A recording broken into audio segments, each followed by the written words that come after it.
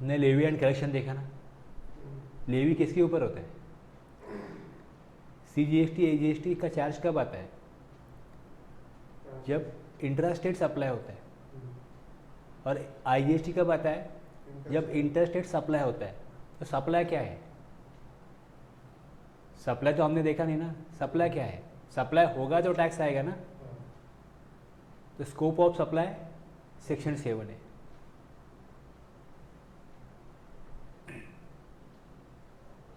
इसको taxable event बोलते हैं। चार्ज कब फिक्स होगा? तो इसे कहा जाता है टैक्सेबल इवेंट। सप्लाई जो है वो टैक्सेबल इवेंट है। It is that event which on its occurrence creates और attracts the liability to tax.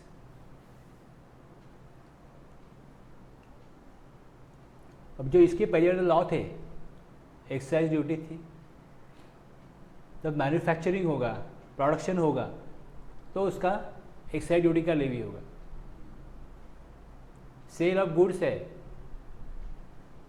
तो वैट आएगा। प्रोविजन ऑफ सर्विस है तो सर्विस टैक्स आएगा। अब इन बाकी जो भी टैक्स थे उनको सबस्यूम किया गया GST में। तो अगर सबस्यूम करने के बाद में GST में ऐसा क्या इवेंट होना चाहिए कि जिसमें ये सारे टैक्स कवर हो जाएंगे, मतलब उसके जो इवेंट थे वो कवर हो जाएंगे, ऐसा कुछ तो चाहिए था। मतलब और कोई वाइड टर्म चाहिए जिसमें ये manufacturing, provision of service, sale of goods ये इंक्लूड हो जाए। तो इसका इसके लिए टैक्सेबल इवेंट रखा गया सप्लाई। सप्लाई इंक्लूड्स, सप्लाई कर रहे हो तो मैन्युफैक्चरिंग करने के बाद सप्लाई तो करना ही पड़ेगा। प्रोविजन ऑफ सर्विस है, सर्विस का सप्लाई करना पड़ेगा। गुड्स है, सेल ऑफ गुड्स है तो गुड्स का सप्लाई करना पड़ेगा। तो आप सप्लाई करो, चाहे गुड्स का करो चाहे सर्विसेज का करो, अगर सप्लाई हो गया तो GST आ जाएगा।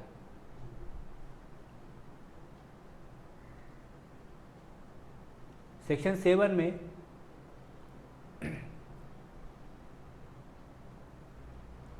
लॉ में किस तरीके इसको लिखा है, ये अपना स्टैट्यूटरी प्रोविजन है।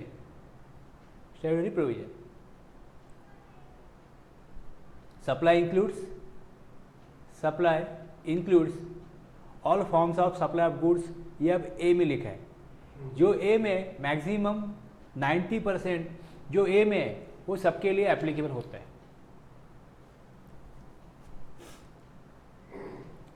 इंपोर्टेशन ऑफ सर्विसेज बी में। और यहाँ पे 3 शेड्यूल है। मतलब सेक्शन 7 सप्लाई समझने के लिए अपने को सेक्शन 7 1, 1A, 2, 3 ये 4 सबसेक्शन है।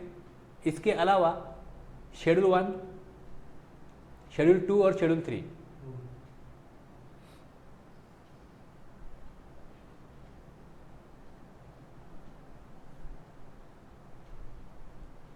शेड्यूल 1, 2 और शेड्यूल 3। शेड्यूल 3 में क्या है, कुछ एक्टिविटीज दी गई है।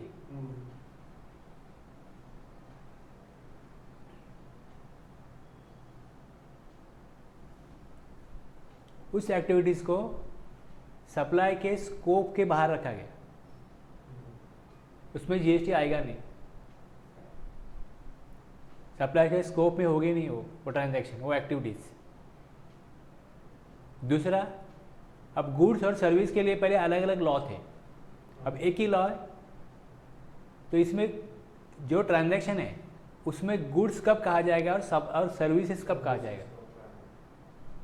सप्लाई जो हो रहा है वो गुड्स का या सर्विसेज का है।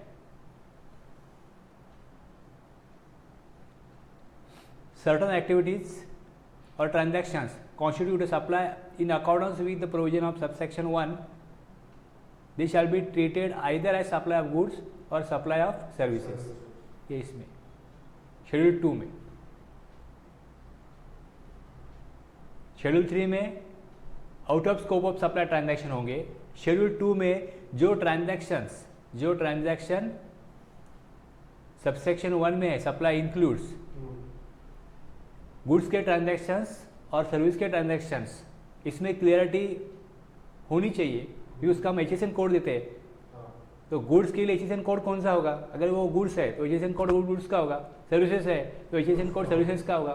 तो इसका रेट नोटिफाई किया है तो सर्विसेज को सर्विसेज का रेट नोटिफाई किया है वो एप्लीकेबल होगा। गुड्स के लिए जो गुड्स का रेट है वो एप्लीकेबल होगा। इसके लिए वो क्लियरिटी होना जरूरी है कि जो सप्लाई हो रहा है वो गुड्स का कब माना जाएगा, सर्विस का कब समझा जाएगा।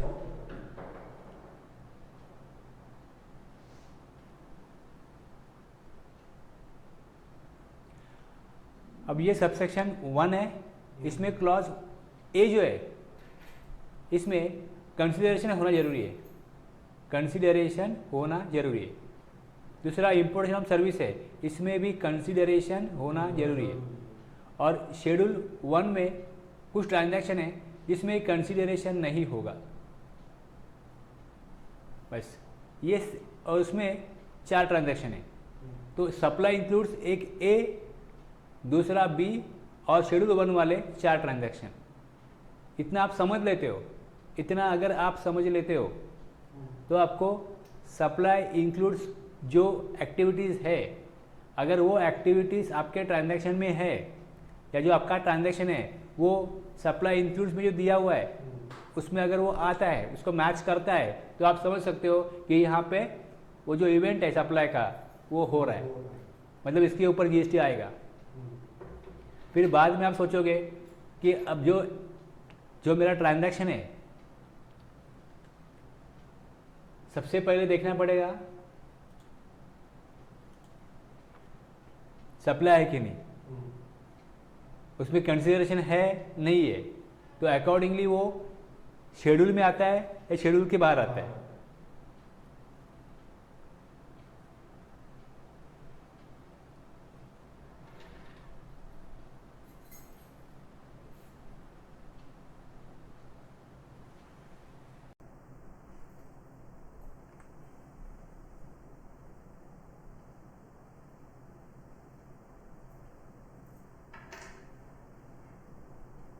जो ट्रांजैक्शन है वो सप्लाई है क्या, वो आपको देखना पड़ेगा। सप्लाई है, अगर इसका आंसर यस है तो इसके बाद क्या देखोगे,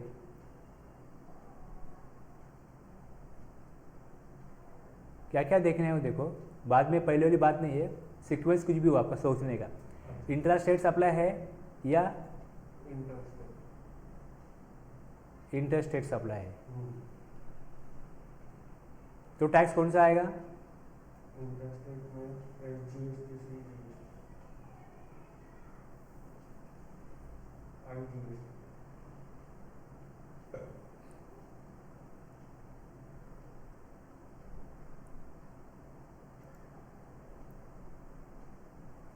गुड्स का सप्लाई है, सर्विसेज का सप्लाई, वो देखोगे। फिर उसका जीएसटी का रेट नोटिफाइड क्या है,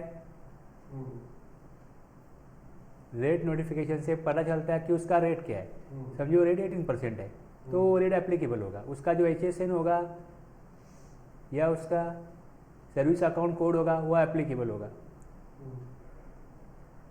अगर ये टैक्सेबल नहीं होगा, एग्जाम्प्ट होगा, तो एग्जाम्प्ट सप्लाई होगा। अगर टैक्स रेट नोटिफाई किया है तो टैक्सेबल सप्लाई होगा। ये सब किसको देखना होगा, ये सब किसको देखना होगा, ये सब किसके लिए है? अगर आप टैक्सेबल पर्सन हो तो, अगर आप अनरजिस्टर हो तो जो सप्लायर से जो मटेरियल आएगा, जो जीएसटी रख के आएगा, बस आप यूज़ करोगे, सेल करोगे, आपके लिए कुछ नहीं है। तो टैक्सेबल पर्सन है तो उसको देखना पड़ेगा, सप्लाई है तो टैक्स आएगा, सप्लाई नहीं है तो टैक्स नहीं आएगा। सप्लाई टैक्सेबल सप्लाई है तो सप्लाई गुड्स का है, सर्विसेज का है, उसका टैक्स रेट क्या है, एचएसएन क्या है वो देख लो। इंटरस्टेट है, इंटरस्टेट है वो देख लो। तो ये क्लियरिटी पाने के लिए, ये क्लियरिटी आने के लिए हमें देखना पड़ेगा कि सप्लाई इंक्लूड्स क्या क्या होता है, सप्लाई एक्सक्लूड्स क्या क्या है शेड्यूल 3 में। और ये बी भी दिया है, गवर्नमेंट नोटिफाई करेगा, shall be treated neither as supply of goods nor a supply of services. Subsection 2 में ये डिफाइन हुआ है कि चाहे सबसेक्शन 1 में कुछ भी कहा हो, लेकिन शेड्यूल 3 वाले और नोटिफाइड गवर्नमेंट जो करेगी वो ट्रांजैक्शन सप्लाई में नहीं होंगे। ना वो गुड्स की सप्लाई होगा ना सर्विसेज का सप्लाई होगा। और तीसरे में क्या लिखा है कि government notification, GST council recommend करेगा तो गवर्नमेंट नोटिफाई करेगी कि a supply of goods and not a supply as service. कोई ट्रांजैक्शन है वो सप्लाई ऑफ गुड्स का है या सप्लाई है और सर्विसेज का है, तो बोल सकते हैं ये सप्लाई ऑफ गुड्स है, सप्लाई ऑफ सर्विसेज नहीं है, या सप्लाई ऑफ सर्विसेज है not a supply of goods है। समझो कोई ट्रांजैक्शन है, उसमें कुछ डिस्प्यूटेड मैटर खड़ा हो जाता है, उसमें सप्लाई गुड्स का भी है, सर्विसेज का है, दोनों का है, दोनों इंक्लूड है, तो वो बोलेंगे ये सप्लाई गुड्स का ही है, तो गुड्स का ही है। अगर आप वर्क कॉन्ट्रैक्ट की सर्विस देते हो तो पहले वो सर्विस में नहीं थी, उसके ऊपर वैट भी लगता था, उसके ऊपर सर्विस टैक्स भी लगता था, क्योंकि उसमें मटेरियल भी है और उसमें सर्विस भी है। रेस्टोरेंट है, उसमें जो कंजम्पशन होता है वो तो गुड्स का होता है, लेकिन वो बनाते हैं, वो सर्व करते हैं, बैठने के लिए जगह दे रहे हैं। रेस्टोरेंट में सारी चीज़ें होती है ना, तो उसमें भी वैट लगता था, सर्विस टैक्स लगता था। अब गवर्नमेंट अगर बोल रही है कि रेस्टोरेंट सर्विस है, जो फूड्स दिया जाएगा वो गुड्स होगा चाहे, लेकिन हम उसको कैटेगराइज कर रहे हैं कि रेस्टोरेंट सर्विस है, वर्क कॉन्ट्रैक्ट सर्विस है, तो सर्विस है। उसका रेट नोटिफिकेशन आप सर्विस में देखो, उसका सर्विस अकाउंट कोड वो भी हम देंगे। तो टैक्स पर्पस लेवी के लिए उसको सर्विस माना गया, चाहे उसमें गुड्स लगते भी हो, बस। तो ये किस लिए है? कानून तो बना दिया, लेकिन कानून दोनों का है, गुड्स का भी है, सर्विसेज का है। तो इसके लिए कंफ्यूजन ना क्रिएट हो, कुछ डिस्प्यूटेड मैटर ना क्रिएट हो, इसके लिए ये सब बनाना पड़ता है। समझ गए कि किस तरीके से सेक्शन लिखे गए हैं। स्टैट्यूटरी प्रोविजन, सप्लाई इंक्लूड्स में 6 ट्रांजैक्शंस होंगे, वो हम देखेंगे वन बाय वन। 1A क्या बताता है? किसी गुड्स कहा जाए, किसी सर्विस कहा जाएगा। जो 1 में जो ट्रांजैक्शंस है वो सप्लाई गुड्स का या सर्विसेज का है, ये 1A बताएगा। दूसरा,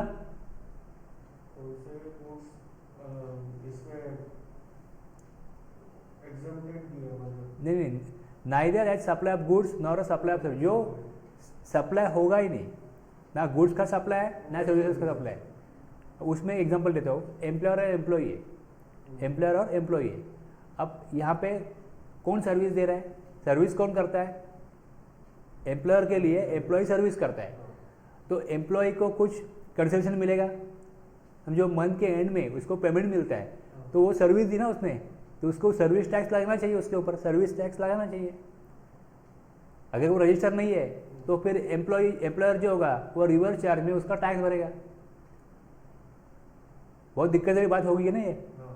तो गवर्नमेंट ने ये बोला कि एम्प्लॉयर एम्प्लॉय का जो भी सर्विस वो एम्प्लॉय दे रहा है वो सर्विस सप्लाई के स्कोप में है ही नहीं, उसको हम ना गुड्स का सप्लाई मानते हैं ना सर्विस का सप्लाई मानते हैं, बस जीएसटी आएगा ही नहीं वो।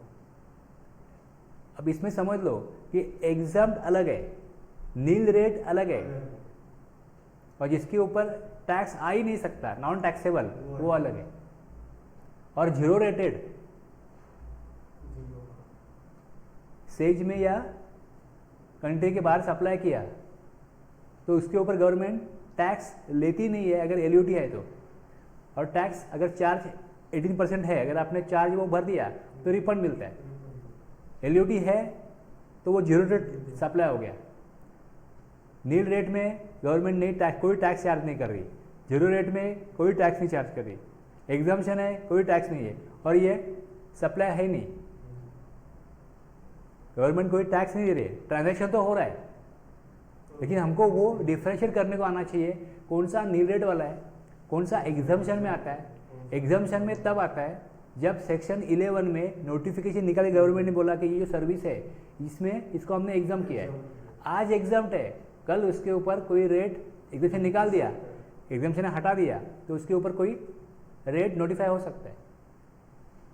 नील रेट टैक्सेबल है, लेकिन रेट उसका नील है, रेट उसका नील है।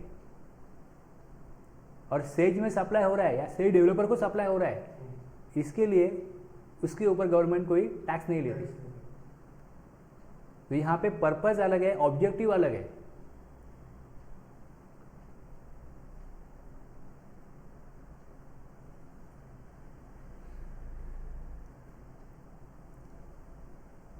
सबसेक्शन 1 में क्या आएगा, meaning and scope of supply. Supply includes क्या है, लेकिन सप्लाई इंक्लूड्स क्या है इतना बताने से क्लियरिटी नहीं आने वाली। इसके लिए सप्लाई विदाउट कंसिडरेशन अलग रखा और नॉर्मल अलग रखा। तो इसमें दोनों मिला के meaning and scope of supply मिला के 6 ट्रांजैक्शन होते हैं। उसमें किसको सप्लाई नहीं कहा जाएगा, ये शेड्यूल 3 में, स्पेसिफिक एक्सक्लूजन शेड्यूल 3 में, और शेड्यूल 2 में सप्लाई गुड्स का है या सप्लाई सर्विस का है, ये शेड्यूल 2 में।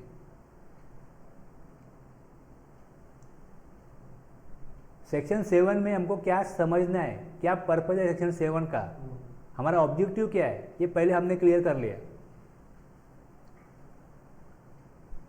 अब 1 बाय 1 देखेंगे। अब सिर्फ मैंने सेक्शन 7(1) क्लॉज ए निकाला। For the purpose of this act the expression supply includes all forms of supply of goods or services or both, all forms of supply of goods or services or both, such as।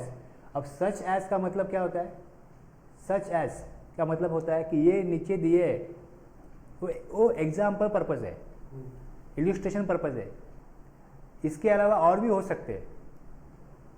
अभी ये बता रहे हैं हम, इसके जैसे और भी होंगे तो वो भी इंक्लूड होंगे उसमें। सच एज, इसके जैसे sale, transfer, barter, exchange, all forms of supply of goods. Goods sale कर रहे हो, गुड्स ट्रांसफर कर रहे हो, गुड्स बार्टर कर रहे हो, गुड्स एक्सचेंज कर रहे हो। अब लाइसेंस गुड्स का होता है क्या, गुड्स का रेंटल होता है क्या, तो वो समझ लो आप। सर्विसेज है तो लाइसेंस, रेंटल, लीज, गुड्स का डिस्पोजल, स्क्रैप में दे दिया, काम नहीं कर रहा था निकाल दिया, फेंक दिया, कुछ भी, disposal. All forms of supply of goods और सर्विसेज और बोथ, सच एज, ये एग्जांपल है। मेड और एग्रीड टू बी मेड, दे दिया या एग्रीड टू बी मेड, हम ये वर्क कॉन्ट्रैक्ट सर्विस देंगे, इसका आपने एग्रीमेंट कर लिया, एडवांस ले लिया, बस। तो मेड और एग्री टू बी मेड, क्योंकि यहाँ पे दिया all forms of supply. Supply मैंने दिया कभी, लेकिन सप्लाई गुड्स का सर्विसेज का प्रोवाइड करने के लिए आप तैयार हो तो भी वो सप्लाई है। Agree to be made for a consideration, आपको कंसिडरेशन मिलेगा उसका बाय अ पर्सन। उस पर्सन ने, पर्सन कौन हो सकता है, पार्टनरशिप फर्म हो सकता है, कंपनी हो सकता है, प्रोप्राइटर कोई भी हो सकता है। By a person in the course और फर्दरेंस ऑफ बिजनेस। अब ये भी इंपॉर्टेंट है, इन द कोर्स और फर्दरेंस ऑफ बिजनेस, बिजनेस के लिए, बिजनेस के लिए। आप एक बिजनेसमैन हो, ठीक है, आपने बिजनेस के लिए कोई कार परचेज की या कार सेल की, तो वो सप्लाई इंक्लूड्स में आ जाएगी, क्योंकि वो इन द कोर्स और फर्दरेंस ऑफ बिजनेस है। लेकिन आपने आपके पर्सनल पर्पस के लिए, घूमने फिरने के लिए, फैमिली को जब कुछ छुट्टियां होगी तब कुछ एंजॉय करने के लिए कोई कार लिए, या बच्चों को कॉलेज जाने के लिए, स्कूल जाने के लिए कार लिए, वो तो पर्सनल पर्पस के लिए ली। अब अगर कोई पर्सनल पर्पस के लिए कोई कार परचेस करता है और अगर वो कार को कुछ सालों बाद वो बेच देता है, तो क्या वो सप्लाई में आएगा, क्योंकि वो इन द कोर्स और फर्दरेंस ऑफ बिजनेस है कि नहीं है। हाँ, तो ये सब कुछ देखना है। ऑल फॉर्म्स, गुड्स है, सर्विसेज है, बोथ है, सच एज, मेड और एग्रीड टू बी मेड है, फॉर कंसिडरेशन है, बाय अ पर्सन है। तो ये एक स्टेटमेंट जो है, ये जो ट्रांजेक्शन, ये जो यहाँ पे जो 1A में जो दिया है, क्लॉज ए में दिया है, यही 90% बिजनेस के लिए एप्लीकेबल होगा। 90 तो मैं कम ही बोल रहा हूँ, 99% यही एप्लीकेबल होगा।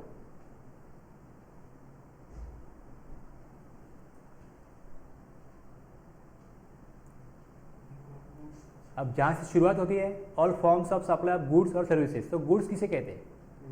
तो मीनिंग ऑफ गुड्स पहले समझ लो। अब गुड्स का मीनिंग दिया है क्लॉज 52 में, सेक्शन 2 में सारे डेफिनेशंस है।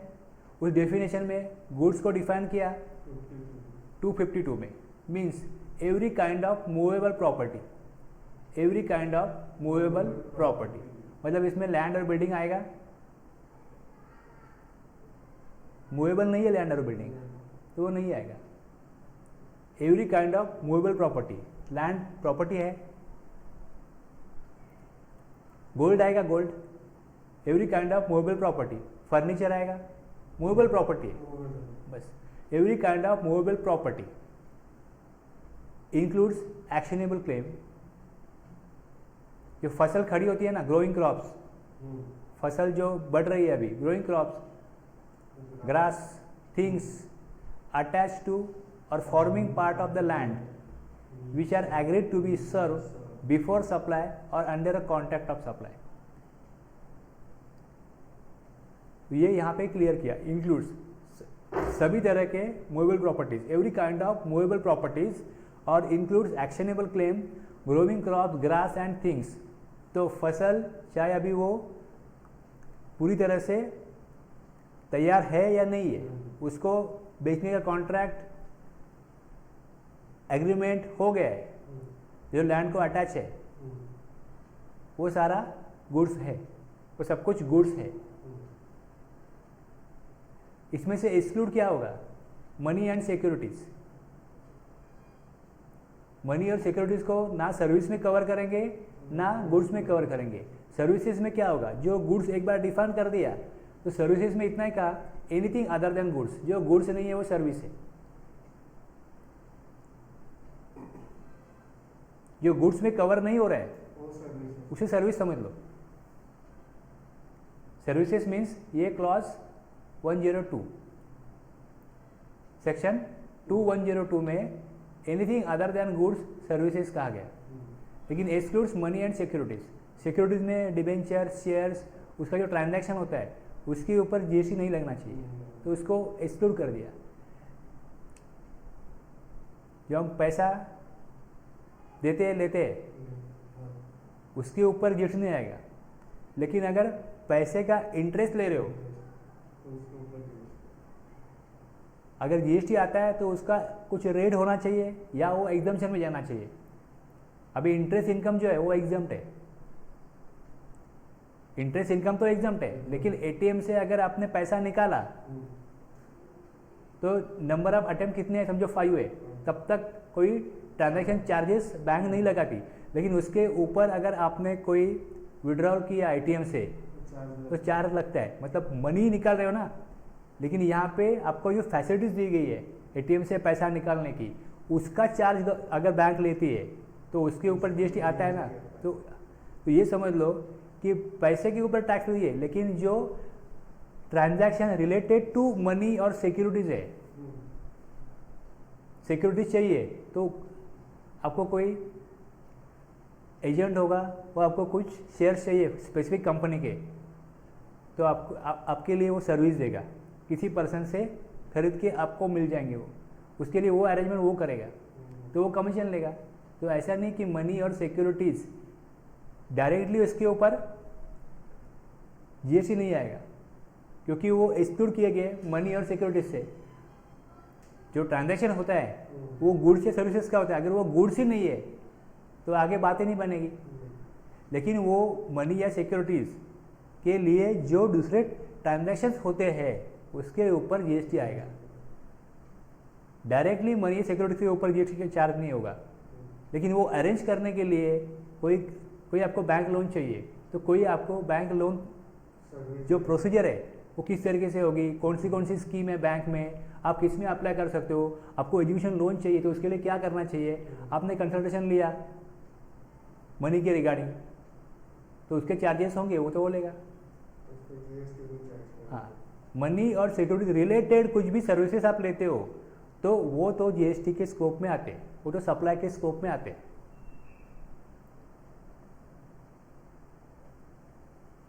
इसके लिए यहाँ पे क्या लिखा, services means anything other than goods, includes activities relating to use of money or conversion of money by cash by any other mode from one form currency denomination to another, or which a separate consideration is charged.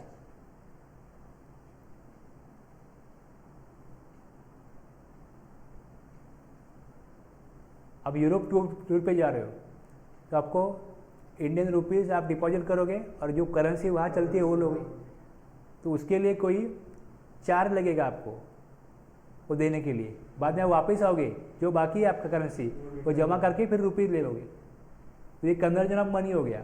उसका कुछ consideration होगा, उसके ऊपर GST आएगा। Transaction तो money का ही है, लेकिन उसका पर्पज़ अलग है। मनी विड्रॉल करो, मनी बैंक से दो लो, उसके ऊपर जीएसटी नहीं है। इसे गुड्स दिया तो जीएसटी लगता है ना, वैसे पैसा दिया और लिया तो उसके ऊपर जीएसटी नहीं है, लेकिन पैसे का इंटरेस्ट है तो वो अलग बात होगी। कन्वर्जन ऑफ मनी किया तो उसके लिए कंसिडरेशन लिया तो वो इंक्लूड होगा, वो इंक्लूड होगा।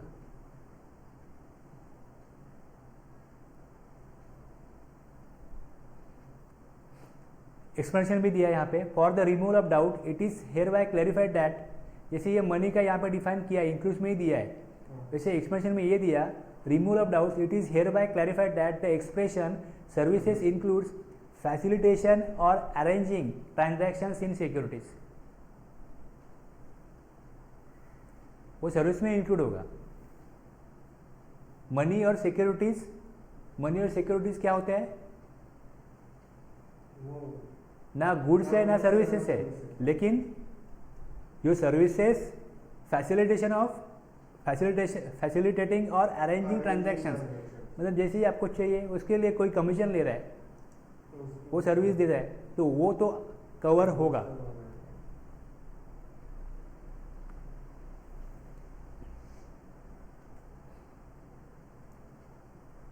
और हम क्या देखते हैं जगह जगह कि सप्लाई ऑफ गुड्स, सर्विसेज और बोथ, ये तीन वर्ड आते हैं ना। अभी गुड्स क्लियर हो गया, सर्विस क्लियर हो गया। As per section 7 supply includes 3 type of transaction, एक होली सप्लाई ऑफ गुड्स जिसमें केवल गुड्स ही होगा, दूसरा wholly supply of services, supply of both goods और services. Supply of anything other than goods और services like money, securities does not attract GST.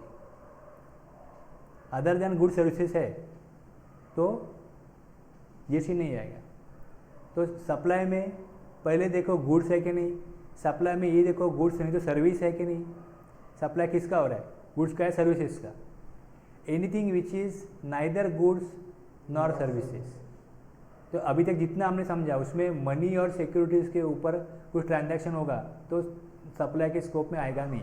अगर गुड्स या सर्विसेज है तो ही सप्लाई आगे हम देखेंगे, आगे ये सप्लाई में रहता है कि नहीं रहता है। अभी तो लग रहा है कि सप्लाई में इंक्लूड होगा क्योंकि सप्लाई गुड्स या सर्विसेज का है। तो यहाँ पे हमने इतना ही अंडरस्टैंडिंग कवर किया, all forms of supply of goods और सर्विसेज और बोथ, यहाँ तक हमने समझ लिया। सेल, ट्रांसफर, बार्टर, एक्सचेंज, अभी ये इसको समझेंगे। सेल मतलब क्या होता है? सेल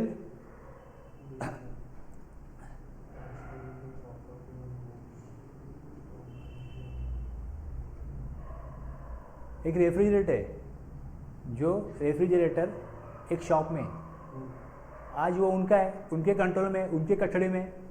ट्रांसफ़र का मतलब आपका कंट्रोल आपकी कस्टडी में और आप उसको जैसे चाहे वैसे यूज़ कर सकते हो। ट्रांसफ़र हो गया। Transferring the property in goods from one two another upon valuable consideration. Ownership transfer हो गई। ओनरशिप ट्रांसफ़र होने का मतलब क्या होता है? आपका पूरा कंट्रोल होगा, आपके कस्टडी में होगा, आप उसे जो जिस तरीके से चाहे उससे रखो, जो करना है वो करो। ट्रांसफ़र हो गया तो जिसके पास था वो कुछ आपको बोल नहीं सकता, तो वो ट्रांसफ़र हो गया, मतलब वो सेल हो गया। Sale transfer, any transfer. अब दूसरा देखो, ये तो सेल हो गया, transferring of the property.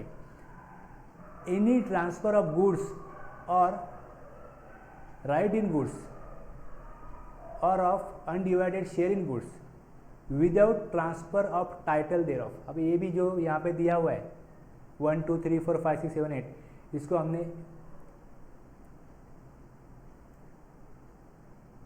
Example दिया उसका। सेल का एग्जाम्पल देखो, furniture house sold furniture to mister Ganesh, this will be treated as supply of goods because on sale the title of the furniture is transfer to mister Ganesh.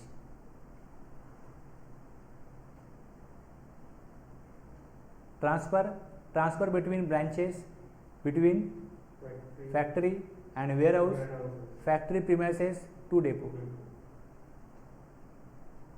एक branch से दूसरे branch में गया, एक ब्रांच में cell ज़्यादा हो रहा है, एक ब्रांच में कोई पर्टिकुलर प्रोडक्ट का सेल कम हो रहा है, तो सप्लायर से मंगाने से अच्छा है अपनी ब्रांच में पड़ा है वो ले लो, वो ट्रांसफ़र होता है। वेयर हाउस में तो फैक्ट्री में लेके आते हैं। Vishal buys a dump truck for ₹1,25,000 under a hire purchase agreement with a bank. The ownership of the truck is carried by the bank until the company makes full payment of the hire purchase loan amount. जब तक loan clear नहीं होता तब तक वो किसी को बेच नहीं सकता।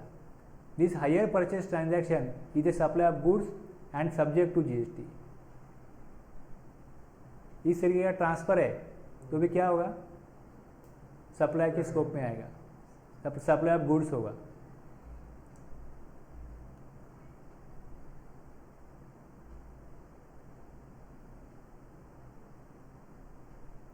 बार्टर में क्या होता है, बार्टर और एक्सचेंज में क्या डिफरेंस है?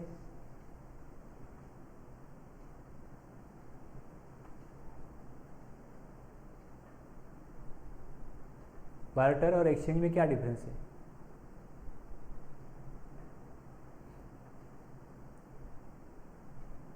मैं आपके बाल काटता हूँ, आप मेरे कपड़े धो लो। आप मुझे चावल दो, मैं आपको गेहूँ दूंगा। हाँ, इसको बार्टर बोलते हैं, इसको बार्टर बोलते हैं। और एक्सचेंज में क्या है, आपका मोबाइल जो पुराना हो गया, आपको नया मोबाइल चाहिए, तो आपके पुराने मोबाइल की 10% 20% मैक्सिमम कॉस्ट मिल जाएगी आपको, और जो आप नया ले रहे हो उसमें आप 10% 20% कम दो, तो वो एक्सचेंज हो गया। एक्सचेंज में आपको नया नहीं मिलता, कुछ उसके ऊपर और कंसेशन भी देना पड़ता है, तो वो एक्सचेंज हो गया। पुराना प्रेशर कुकर दो और नया ले लो, लेकिन पुराने से नया नहीं मिलेगा ना, पुराना हो गया, जितनी अभी उसकी कॉस्ट है उतना हम कम करेंगे, मतलब वो आपको स्क्रैप में देना नहीं पड़ेगा, स्क्रैप के वैल्यू से थोड़ा ज़्यादा वैल्यू आपको मिल जाएगा।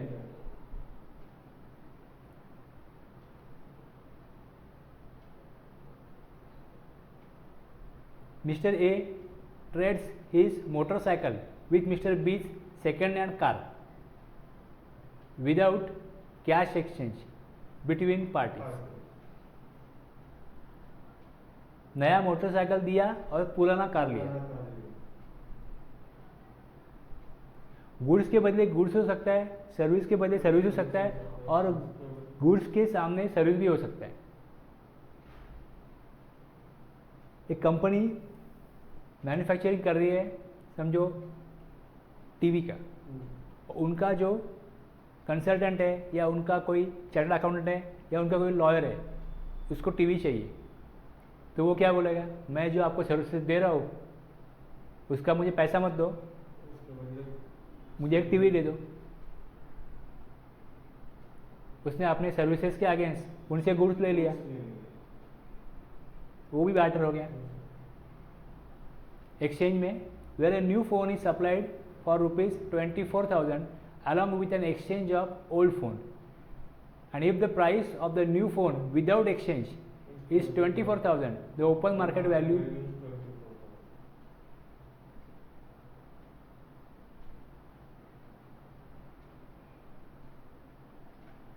Cell of sale of machinery after the completion of its life as a scrap sale, disposal. जो 5 साल वो मशीन चलेगी, या जैसे आप कोई कार यूज़ करते हो या कोई व्हीकल यूज़ करते हो, तो उसके टायर है, एक स्पेसिफिक किलोमीटर हो गए 5,000 किलोमीटर, तो टायर को चेंज कर देते, नहीं चाहिए अभी। कंप्यूटर है, 3 साल यूज़ किया, कोई बैंक है, कोई कंपनी है, वो 3 साल कंप्यूटर यूज़ करते, उसके बाद यूज़ नहीं करते, तो लाइफ उनके लिए उतना ही लाइफ है। इसके बाद में कुछ प्रॉब्लम देने लगेगा, कुछ काम होगा, फिर काम रुकेगा, तो नहीं चाहिए। 3 साल बाद वो स्क्रैप में देते, तो वो डिस्पोजल हो गया, डिस्पोजल। अब ये जो भी देखा हमने, सेल गुड्स का, ट्रांसफ़र गुड्स का, बार्टर गुड्स का, एक्सचेंज गुड्स का, डिस्पोजल गुड्स का, तो ये in the context of goods था।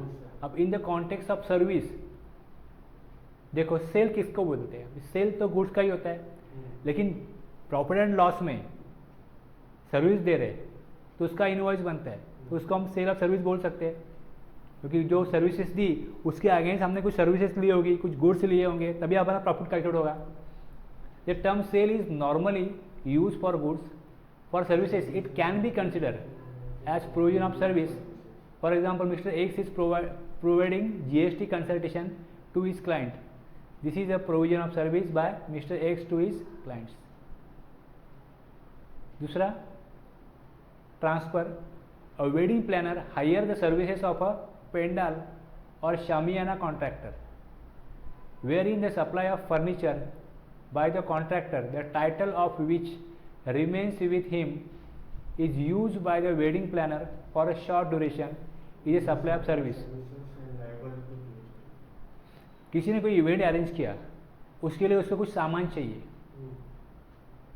तो वो लेता है ना, तो वो ट्रांसफ़र करेगा कुछ टाइम के लिए, 2 दिन 3 दिन वो इवेंट चलेगा, उसके बाद वो लेके जाएगा।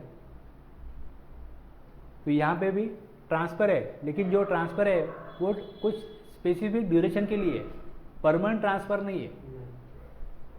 तो उसने सर्विसेज हायर की ऑफ अ पेंडाल, मंडप डाल के दो, और उसको शामियाना बोलते हैं। A wedding planner hires the services of pandal और shamiana contractor, wherein the supply of furniture, उसमें जो फर्नीचर लगेगा by the contractor, the title of which remains with him is use by the wedding planner for a short duration, is a supply of service and liable to GST। Barter, a CME providing consultancy services and in return architect designing the house of CME। license required for the use of software, for example use of Tally software, वो license देते, आपको license दिया गया, आप use करो उसको। Rental, furniture house supplied furniture to mister Rakesh on rental basis for a period of 3 months, 3 महीने के लिए आप फर्नीचर यूज़ करो। हम कुछ एडवर्टाइज देखते हैं, फर्नीचर आपने ले लिया, तो फर्नीचर का कलर है, डिज़ाइन है, आपको कुछ महीने बाद लगता है कि अभी ये बराबर नहीं है, तो ऐसी कुछ कंपनीज है जो आपको फर्नीचर रेंट पे देती है। आप एक कॉस्टिंग दो उनको, और हर महीना वो फर्नीचर चेंज होता रहेगा। आप जो स्पेसिफिक पीरियड बोलोगे 2 महीने बाद चेंज करो, तो 2 महीने बाद वो चेंज करेंगे, और नया फर्नीचर मिलेगा, जो दूसरा आएगा वो नया आएगा।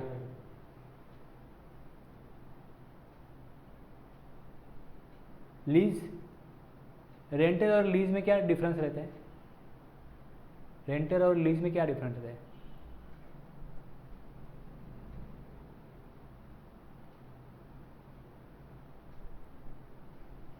आपने कोई गोडाउन लीज पे लिया और कोई गोडाउन रेंट पे लिया, तो उसमें फ़र्क क्या है? या कोई लैंड है, जब लीज पे लेते बिल्डिंग बना रहे, तो वो लैंड सेल नहीं करना चाहता, मतलब ओनरशिप मेरी रहेगी, लैंड आपको मिल जाएगी 99 ईयर्स के लिए, 99 ईयर्स के लिए लीज पे मिलेगी। रेंट कम ड्यूरेशन पे होता है, लीज का ड्यूरेशन ज़्यादा होता है। रेंट में जो राइट्स है वो लिमिटेड होते हैं, और लीज में जो राइट्स है उसमें ओनरशिप जैसा ही बिहेव, जिसके पास उसका कंट्रोल है, कस्टडी है, वो ओनरशिप जैसा ही उसका बिहेव होता है, उसको राइट जो है ज़्यादा होते हैं। जितना पीरियड मिलता है उसको, वो उसके लिए मतलब वो ओनर ही हो गया वो टाइम के लिए। आपने कोई शॉप या कोई रेसिडेंशियल हाउस अगर लीज पे ले लिया, लीज एग्रीमेंट है, अगर लीज एग्रीमेंट है तो आप ओनर जैसा सब कुछ कर सकते हो, सोसाइटी की मीटिंग अटेंड कर सकते हो, सब कुछ कर सकते हो, सिवाय कि आप उसको बेच नहीं सकते, बाकी सब कुछ कर सकते हो, लीज एग्रीमेंट है तो। Mister Suresh let out land on lease to furniture house. The letting out of land on lease is considered as supply of services. Mr. Suresh lets out a building to a furniture house. Furniture house use the building for display and sale of furniture. This is a supply of service. अब कोई factory है, अगर वो factory और उसकी land जो है वो लीज पे लिए तो उसमें कुछ भी चेंज करना है तो लीज एग्रीमेंट है, तो चेंज करने के लिए जो अथॉरिटी होगी, सिडको, महानगर पालिका, वहाँ पर जाके परमिशन लेना पड़ेगा कि मुझे रिकन्स्ट्रक्ट करना है फैक्ट्री, या उसमें एक फ्लोर बढ़ाना है, या और कुछ भी करना है। तो लीज एग्रीमेंट है तो ओनर का लेटर जरूरी नहीं है, वो लीज एग्रीमेंट है, वो दिखा देगा मैं ही ओनर हूँ, लीज एग्रीमेंट है, कर दो, वो कर सकता है। तो वाइडर स्कोप होता है लीज के एग्रीमेंट में, रेंटल एग्रीमेंट में लिमिटेड स्कोप होता है। अब बोथ में क्या आएगा, supply of both goods and services, all forms of supply. हमने देखा कि गुड्स में क्या आता है, सर्विसेज में क्या आता है, उसके हमने example sale, transfer, barter, licence, rental, lease, ये देखिए। सर्विस का डिस्पोजल नहीं होगा, इसके लिए डिस्पोजल सर्विस में नहीं है।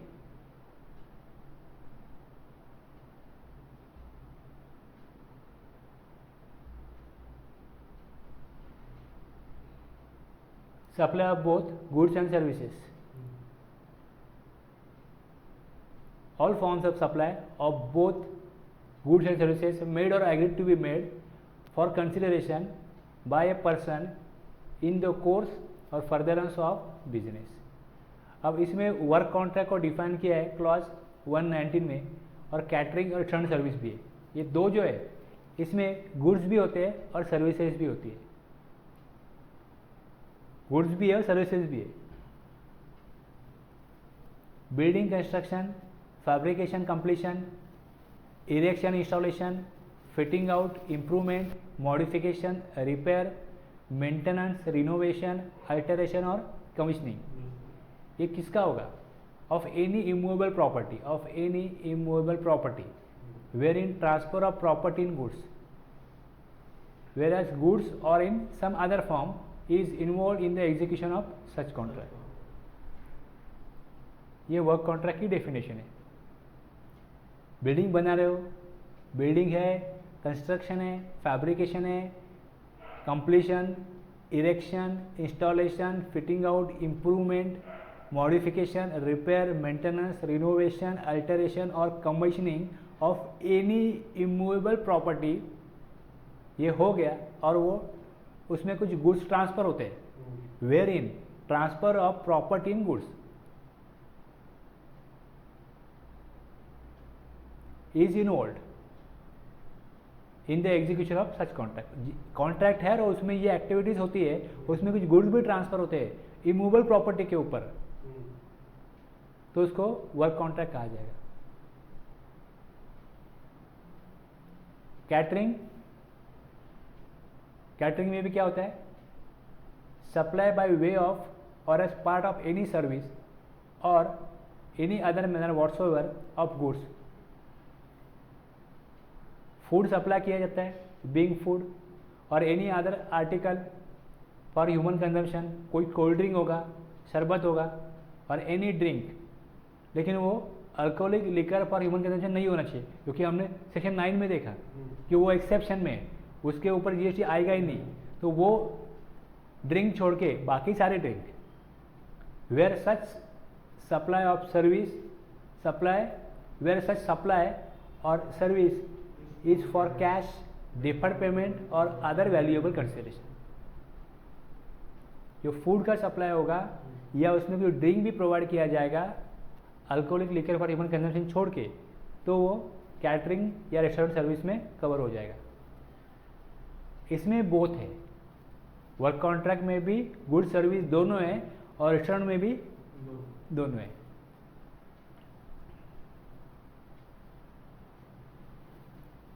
तो all forms of supply of goods और सर्विसेज और बोथ सच एज, तो इसमें ट्रांसफ़र है गुड्स का है या सर्विसेज का है। ये जो सर्विस दी जा रही है ट्रांसफ़र हो रहा है। वर्क कॉन्ट्रैक्ट में भी क्या होता है, सर्विस है और कुछ अलग फॉर्म में, मतलब आपने मटेरियल यूज़ करके बिल्डिंग बनाई, ट्रांसफ़र तो बिल्डिंग का हुआ, परचेज तो बिल्डिंग नहीं किया था, लेकिन उसको कुछ इमूवेबल प्रॉपर्टी के ऊपर कुछ काम करके सर्विस दे के बिल्डिंग को बना दिया, तो वो बोथ उसमें कवर हो जाता है। अगर वर्क कॉन्ट्रैक्ट से कुछ कंस्ट्रक्शन हुआ है तो वो बोथ में कवर हो जाता है। मेड और एग्रीड टू बी मेड, आगे का अभी कंटिन्यूशन में क्या आता है, मेड और एग्रीड टू बी मेड। इसको भी समझ लो कि मेड और एग्रीड टू बी मेड में क्या आता है। Made, goods are already delivered और service is already provided recipient. Mr. A, trader who is in the business of selling electronic item has made the delivery of TV to the customer location. Trader है, direct counter sale होगा या आपको home delivery देकर वहाँ को demo दिखाएगा, installation करेगा, कुछ भी होने दो, वो एग्जांपल है गुड्स का, वो मेड में कवर होगा। गुड्स आर डिलीवर्ड और service is already provided to the recipient. अब सर्विस का एग्जांपल देखो, mister X who is a CA has provided the services of income tax audit for his client XYZ private limited. हो गया, हो गया तो made. Agreed to be made, this is split up into parts. इसको split up करेंगे दो part में। एक, there is an agreement for supply of goods or provision of services, हो सकता है एग्रीमेंट गुड्स का हो या सर्विसेज का हो। दूसरा, an advance has been received against the supply of goods or provision of service, तो इसको एग्रीड टू बी मेड बोलते हैं। फ्यूचर में होगा, mister X a trader in imitation jewellery has taken an advance from his customer miss Y to be supplied at a latest date. कोई आपको हार चाहिए गोल्डन, तो एडवांस दो, डिजाइन कौन सा है बोलो, क्या रिक्वायरमेंट में है बताओ, बाद में आपको मिल जाएगा। तो ये एग्रीड टू बी मेड है, अभी दिया नहीं है, बना नहीं है, आगे बनेगा। Mister B an architect has entered into a contract with mister C his client to design mister C's house. Architect ने कॉन्ट्रैक्ट किया मिस्टर सी से, क्लाइंट है, आपका घर बना के दूंगा। वो तो पॉसिबल नहीं है ना, तुरंत बन के मिल गया। जो जो अथॉरिटी होगी, सिडको या महानगर पालिका, उसमें प्लान पास होगा, अकॉर्डिंगली डिजाइन होगा। डिजाइन होते होते बिल्डिंग बनते बनते डिजाइन से बनना कि नहीं बना है ये देखते हुए उसका काम चलता है। तो उसका पहले एग्रीमेंट होगा, किस तरीके से वो काम करेगा, किस तरीके से उसको पेमेंट मिलेगा, ये सारी टर्म्स एग्रीमेंट में होगी।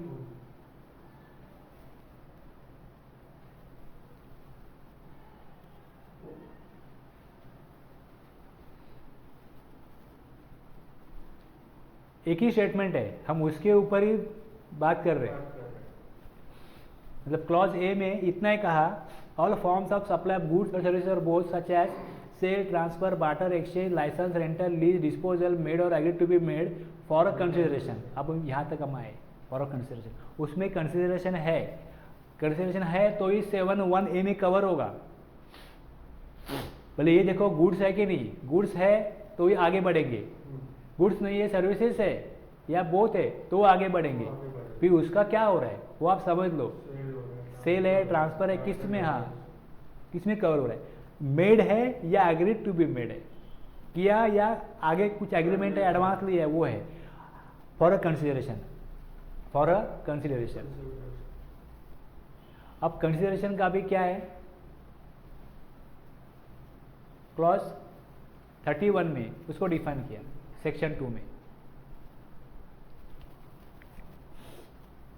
Any payment made or to be made whether in money or otherwise in respect of, in response to, or for the inducement of the supply of goods or services or both, whether by the recipient or by any other person, but shall not include any subsidy given by the central government or a state government.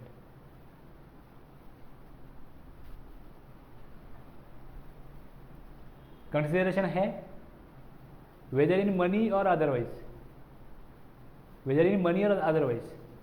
आपने mobile पुराना दिया और नया लिया, तो अगर mobile पुराना नहीं देंगे तो मोबाइल की कॉस्ट है ओपन मार्केट वैल्यू 40,000 और पुराना दिया तो 36,000, तो 4,000 क्या हो गया? कंसिडरेशन तो है लेकिन अदर देन मनी है।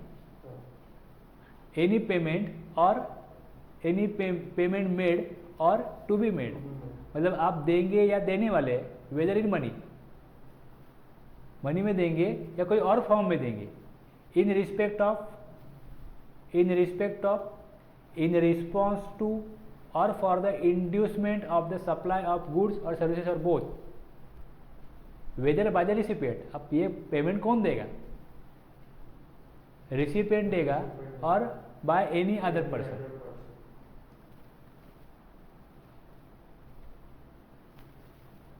आप जब स्कूल में कॉलेज में पढ़ने जाते थे तो आप रिसिपिएंट थे, लेकिन उसका कंसिडरेशन कौन देता था? आपके मम्मी पापा। तो हो सकता है कुछ सिचुएशन में अगर कोई ट्रेनिंग है, एम्प्लॉय की कंपनी की ट्रेनिंग है, चलो कुछ सीखने के लिए आपको भेज रहे हैं, तो पेमेंट कंपनी देगी, वेदर बाय द रिसिपिएंट और by any other person. Payment देने वाला कोई तो है ना, बस यही जो कंसिडरेशन है वो किससे तो भी मिल रहा है, लेकिन वो गवर्नमेंट से नहीं होना चाहिए। But shall not include any subsidy given by the central government और बाय स्टेट गवर्नमेंट। पहले सेंटेंस को समझ लो, वर्ड को समझ लो, कहाँ क्या दिया है, धीरे धीरे हम आगे जाएंगे। जो monetary value of any act और फोरबियंस, यहाँ पे गुड्स और सर्विसेज या बोथ ये कहा था, बराबर है। अब देखो इतना ही नहीं होता, और भी कुछ होता है, और भी कुछ होता है। बाबा रामदेव कुछ प्रोडक्ट निकाल रहा है, दूसरी कंपनी को क्या होता है, उससे उनके सेल के ऊपर असर होता है। दूसरी कंपनी हमसे बोलती है कि ये प्रोडक्ट, बाबा रामदेव नमस्कार, आप ये प्रोडक्ट मत निकालो, और उसको पैसा देगी। तो मैं क्यों निकालूँ, मुझे तो बिजनेस करना है, मैं तो बिजनेसमैन हूँ। अब 5 करोड़ ले लो, ये गुड्स का धंधा मत करो आप, बाकी इतने गुड्स पड़े हो करो ना, इसका मत करो, 5 करोड़ ले लो। तो अगर यहाँ पे गुड सर्विसेज या बोथ दिया, तो अगर अभी उसने कुछ ना करने के लिए पैसा लिया है तो यही क्या कवर होगा सप्लाई में, कंसिडरेशन में। अब देखो supply for consideration, the monetary value of any act और फोरबियंस इन रिस्पेक्ट और इन रिस्पॉन्स टू। जैसे आप ये काम करो, ये डिजाइनिंग, हाउस डिजाइनिंग करके दो, ये करने के लिए पैसा मिल रहा है, वैसे फोरबियंस ना करने के लिए भी पैसा मिलता है। द मॉनेटरी वैल्यू, उसको पैसा दिया गया, ऑफ एनी एक्ट और फोरबियंस इन रिस्पेक्ट और इन रिस्पॉन्स टू और for the inducement of the supply of goods और सर्विसेज और बोथ। इसे करने के लिए पैसा मिलता है, वो भी सर्विस है, वैसे ना करने के लिए भी पैसा मिल रहा है, वेदर बाय द रिसिपिएंट और बाय एनी अदर पर्सन, तो वो भी कंसिडरेशन में आएगा, वो भी कंसिडरेशन है।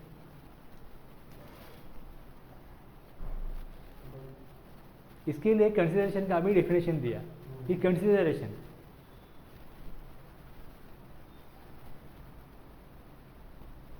इसमें एक्सेप्शन क्या होगा ये बताया। provided that a deposit given in respect of the supply of goods or services or both shall not be considered as payment made for such supply unless the supply applies the deposit as consideration for the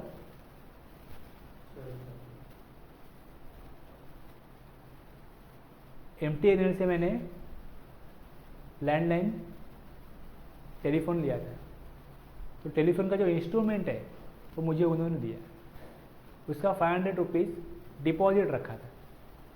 अब जब वो 500 rupees deposit, जब bill आता है telephone का तो उसमें service tax भरना पड़ता है, सर्विस का टैक्स लगता है। पहले सर्विस टैक्स था, अब जीएसटी अगर जीएसटी आता है। अब डिपॉजिट जो दिया, समझो आपने आज नया कनेक्शन लिया तो पूछेंगे आपको इंस्ट्रूमेंट आप अपना लगाने वाले हैं या आपको MTNL से चाहिए, आपने नहीं, इंस्ट्रूमेंट तो आप ही दे दो, तो उसका वो चार्ज करेंगे डिपॉजिट 500। तो क्या उसके ऊपर जीएसटी आएगा? आपने एक कंसिडरेशन दिया है, पेमेंट दिया है, आप गुड्स ट्रांसफर करोगे तो यूज़ करने का कोई पैसा नहीं ले रहे हो। समझ में आ गया ना क्या? जैसे मैंने पहले बताया था कि उन्होंने कुछ इवेंट है तो उसके लिए उसने क्या किया, किसी से हायर किया कुछ पीरियड के लिए। यहाँ पे भी आप वो ले रहे हो, लेकिन वो आपको यूज़ करने का कोई पैसा चार्ज नहीं कर रहे, फ्री में यूज़ करने को दे रहे। फ्री में आप जो इंस्ट्रूमेंट टेलीफोन जो यूज़ करोगे वो आप फ्री में यूज़ करो। हमसे सर्विस ले रहे हो ना, उसका पैसा दे रहे हो, तो सर्विस लेने के लिए तो आपको इंस्ट्रूमेंट चाहिए, तो वो फ्री मिलेगा, उसका कोई चार्ज नहीं होगा। हम वाईफाई सर्विस लेते हैं, उसके लिए भी क्या लगता है, राउटर लगता है, तो राउटर का वो डिपॉजिट लेते हैं। जब आप बोलेंगे उनको अबे आगे सर्विस नहीं चाहिए, तो राउटर लेके जाएंगे और जो पैसा डिपॉजिट किया है वो वापस मिल जाएगा। तो जितना उनको सर्विस से पैसा मिलता है उससे वो सर्विस देने के लिए जरूरी है कि वो आपको राउटर दे या आपको ये इंस्ट्रूमेंट दे टेलीफोन का। कल आपने घर चेंज कर दिया और उनका राउटर आप लेके गए और दूसरे एरिया में वहाँ पे इनकी सर्विस नहीं है, दूसरी किसी और की सर्विस है, तो उनका तो नुकसान हो जाएगा। आगे सर्विस नहीं मिलेगी, यहाँ पे पैसा नहीं मिलेगा और राउटर तो चला गया। तो इसके लिए इस सिचुएशन में उनको लॉस ना हो, तो इसके लिए वो डिपॉजिट लेते, तो वो कंसिडरेशन में नहीं आएगा। Provided that deposit given in respect of the supply of goods or services or both shall not be considered as payment made for such supply। उस सप्लाई के लिए पेमेंट किया नहीं है तो वो कंसिडरेशन नहीं है। अब मैंने टेलीफोन सर्विस ली, बहुत साल यूज़ की, अब कोई उसके ऊपर कॉल लगाता ही नहीं, सब लोग मोबाइल पे ही कॉल करते हैं। नहीं, अभी कोई कॉल ही नहीं कर रहा है, तो अब ये लैंडलाइन का यूज़ क्या है? अब इसको मैं सरेंडर कर देता हूँ। मैंने बोला आपका अभी सर्विस नहीं चाहिए, आप सब मोबाइल यूज़ कर रहे हैं, आप मेरा लैंडलाइन फ़ोन जो भी है सर्विस बंद करो उसका और ये इंस्ट्रूमेंट वापस ले लो। तो उसने बोला मैं बिल भरा है क्या आपने? मैंने बोला लास्ट बिल तो भर चुका हूँ मैं, अभी कितना है बोलो, भरता हूँ मैं, और ये ले लो एप्लीकेशन मेरा। मैंने एप्लीकेशन दिया, उसने देखा 500 रुपये का डिपॉजिट था और कुछ 200-250 रुपये का मेरा बिल था। तो उसने देखा ठीक है आप बिल मत भरो, जो आपका डिपॉजिट का पैसा है। अब वो जो such supply made for such supply unless, अब आगे की बात देखो, unless the supplier applies the deposit as consideration for the said supply. अब उसने मेरा जो डिपॉजिट पड़ा था वो पहले तो कंसिडरेशन नहीं था, लेकिन अब जो मेरा पेंडिंग पेमेंट है उसमें उसने क्या किया, डिपॉजिट को एडजस्ट कर दिया। अब एडजस्ट कर दिया तो अब वो कंसीडरेशन में कन्वर्ट हो गया। जो मैंने सर्विस ली थी टेलीकम्युनिकेशन सर्विस की, उसका जो बिल था उसके लिए उसको अप्लाई कर दिया, उस डिपॉजिट को यूज़ कर दिया। समझ गए? लेकिन जब तक वो एज ए डिपॉजिट जमा है उनके पास, तब तक वो कंसिडरेशन नहीं है। अभी ख़त्म नहीं हुआ है, अभी चालू हुआ है कंसिडरेशन।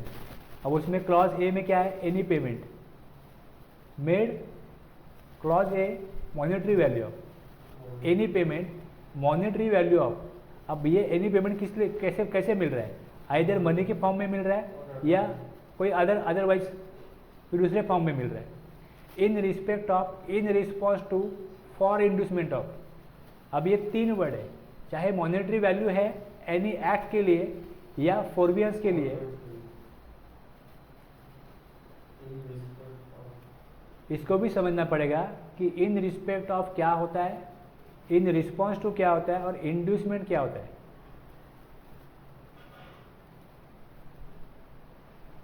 कभी सुना ये वर्ड इंड्यूसमेंट? लालच, लालच, लालच के लिए किया, आपको कुछ लालच दिया गया। आगे देखते हैं। ओके, सप्लाई ऑफ गुड्स और सर्विसेज ऑफ बोथ। रिसिपेंट चाहे एनी अदर चलेगा, लेकिन गवर्नमेंट नहीं होनी चाहिए, shall not include.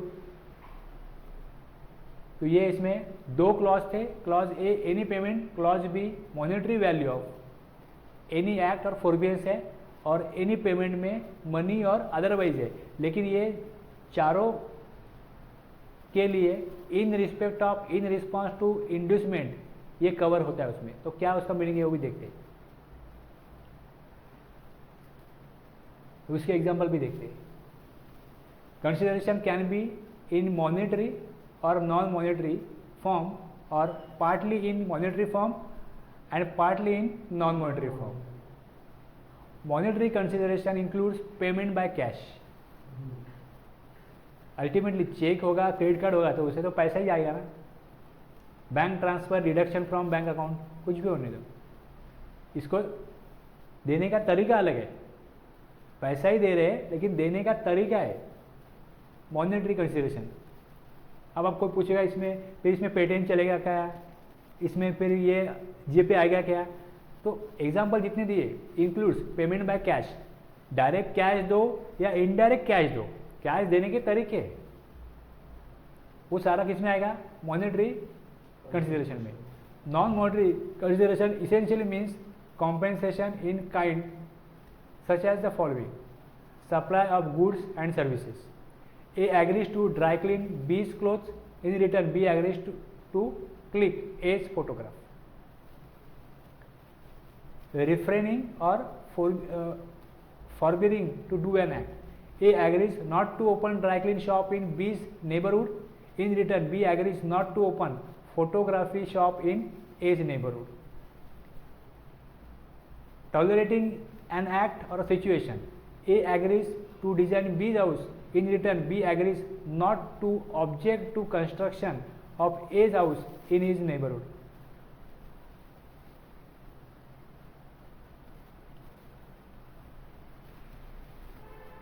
Doing or agreeing to do an act. A agrees to construct 3 flats for B on land owned by B. In return, B agrees to provide 1 flat to A without any monetary consideration.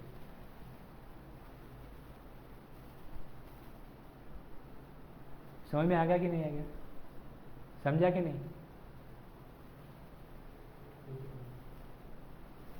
एक land owner है, उसने किसी को बोला कि मुझे, मेरे पास land है लेकिन मुझे घर बनाने के लिए पैसे नहीं है, तो तुम यहाँ पे बिल्डिंग खड़ी करो, आधे फ्लैट आप ले लो, आधे मुझे दे दो।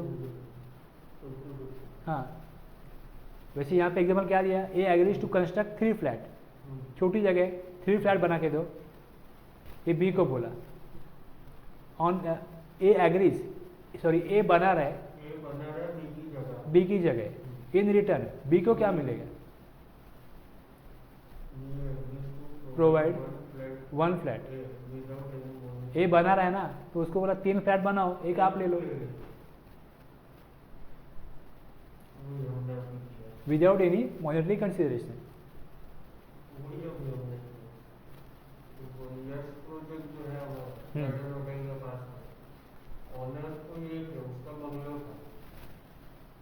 हमारा हम बिल्डर थे, हमने और उसमें एक टेबल बनाया, उसमें 50-50, आधा तुम्हारा आधा हमारा।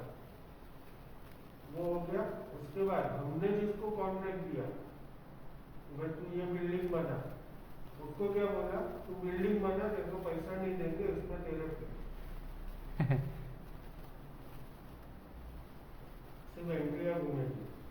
वो हमको बराबर। फ्लैट के अंदर पैसा देगा, हम उसको कॉन्ट्रैक्ट के अंदर से उसको रिटर्न कर देंगे।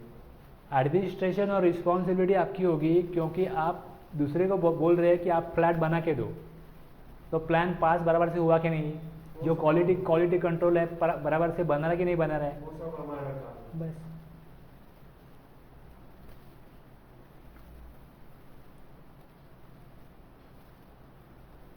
The phrase in respect of, in response to, or for the inducement of means there must be a direct link between the supply and the consideration.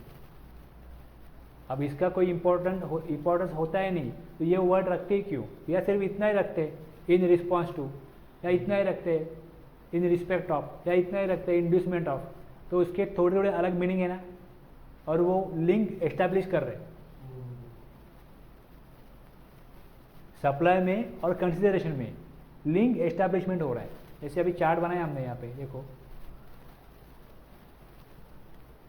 In respect of, in response to, for inducement of supply of goods और services. तो payment मिलने वाला है या कुछ मिलने वाला है, उसका कुछ गुड्स मिलने वाला है, इसका मुझे क्या है, मुझे आशा है मुझे कुछ मिलेगा, इंड्यूसमेंट, या वो पाने की लालच है मुझे, इंड्यूसमेंट, या मैंने ये दिया तो ये मिलेगा, in respect of, in response to. थोड़ा थोड़ा उसमें जो भावना है वो पाने की या देने की, वो अलग है। इसके लिए वो स्पेसिफिक, आप इसको ही पकड़ के ना बैठो, इसके लिए in respect of, in response to और इंड्यूसमेंट में स्कोप को वाइड किया, स्कोप को बढ़ाया। समझ में आ गया ना?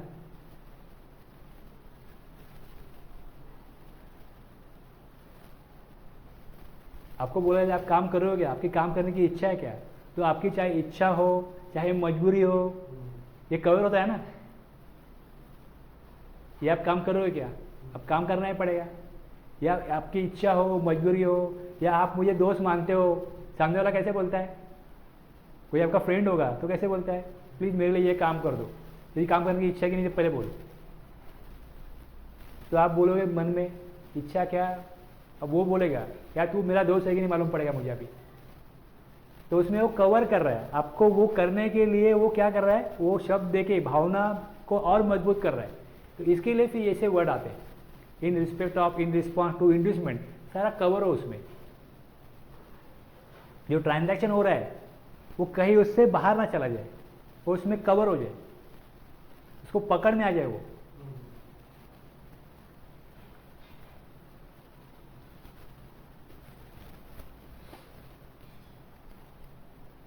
The phrase in respect of, in response to, or for the inducement of means there must be a direct link between the supply and the consideration. Inducement means to give something to a person so that he will do something else in return. थोड़ा अलग है ये, समझ लो।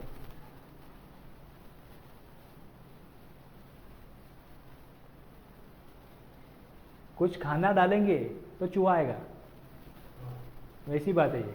Inducement means to give something to a person so that he will do something else in return.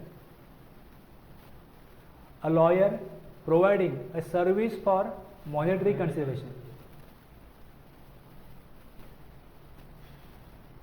तो यहाँ पे in response to बोल सकते हैं, a lawyer providing a service for monetary consideration, उसको जो पैसा देंगे तो in response to वो क्या करेगा, सर्विस देगा। Services received from a club against membership, there is a direct link of making facilities available for use, whether or not immediately use. A restaurateur offered free meals.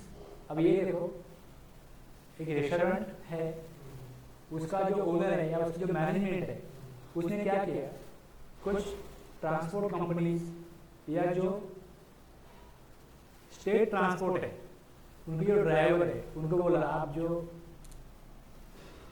इस highway से passenger लेके आते हो तो आपकी गाड़ी है ना वो 12 से 1 बजे के टाइम में हमारे ये होटल है हमारे रोड पे वहाँ से क्रॉस होगी, तो पैसेंजर को खाना खाने के लिए हमारे होटल में लेके आओ। तो उनको क्या मिलेगा, उनको फ्री खाना मिलेगा, free meals to drivers of buses carrying passengers as an inducement to bring potential customers to his business premises. और कोई ट्रांसपोर्ट कंपनी होगी तो उसे डायरेक्ट डील करेंगे होटल वाले कि आपके ड्राइवर को बोलो हमारे होटल में आए, उनको फ्री मील देंगे और आपके कंपनी को भी हम कुछ उनको वहाँ पे बसेस खड़ी करने के लिए या खाना हमारे होटल से देने के लिए आपको भी कुछ चार्जेस देंगे। ये डायरेक्ट डील हो गया। लेकिन इनडायरेक्ट डील कैसा है, चलो ये पैसेंजर लेके इस होटल में जाएंगे तो होटल वाला अपने से चार्ज नहीं करेगा, तो ड्राइवर क्लीनर जो होगा या बस में जो ड्राइवर और जो भी दूसरा कंट्रोल करने वाला होगा उनको क्या करना पड़ेगा, वहाँ पे सिर्फ उनको लेके जाना पड़ेगा। कोई भी होटल वाला उनसे पैसा लेता ही नहीं है, तो उनके लिए इंडस्टमेंट है, कोई कॉन्ट्रैक्ट नहीं है, लेकिन ये समझ के चल रहे कि अपने से पैसा नहीं लेंगे, तो ये इंडस्टमेंट हो गया। कोई आशा है या कोई लालच है तो इंडस्टमेंट में कवर होता है।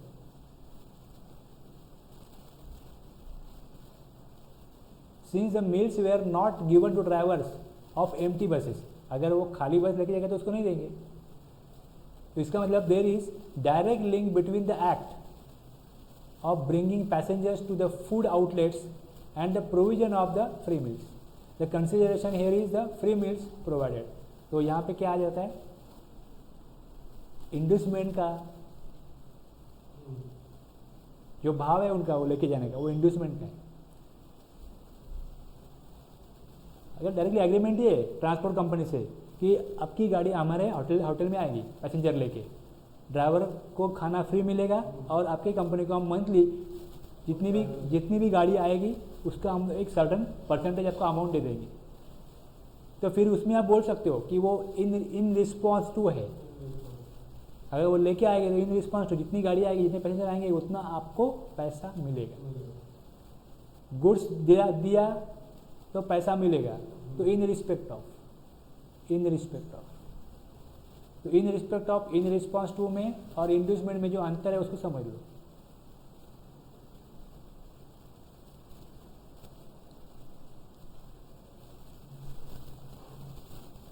और फिर इसमें और क्या बचा, डिपॉजिट। तो हमने बता दिया, मैंने उसका एग्जांपल बता दिया कि अगर डिपॉजिट है, कंसिडरेशन डिपॉजिट है, तो deposit shall not be treated as consideration unless it is appreciated by the supplier towards supply of goods और सर्विसेज। बस